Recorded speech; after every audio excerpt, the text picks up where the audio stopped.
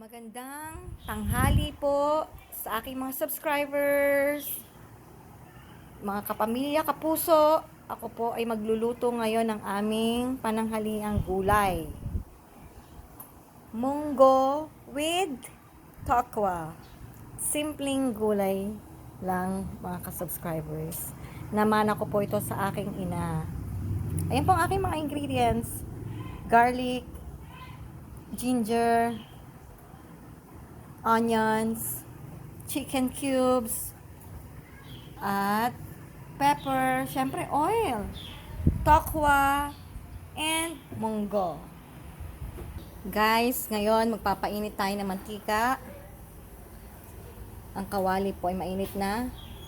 Lagay po natin ng mantika. Hintayin po natin uminit. And guys, yan, mainit na po ang kawali. Ang ating po munang uunahin ay tokwa. Oh my God. Iprito po muna natin ang tokwa. Oh my God. Tumatalsik po ang mantika.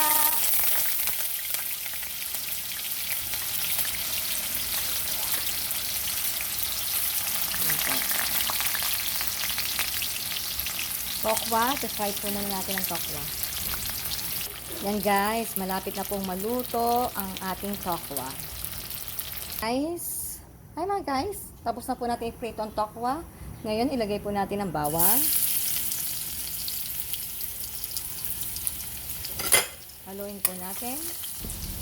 Isunod po natin ang sibuyas. And sunod po natin ang garlic. Ang luya po pala, mali. Tapos po, medyo brown na po ang bawang sibuyas luya. Sunod po natin ang munggo. Ayan guys.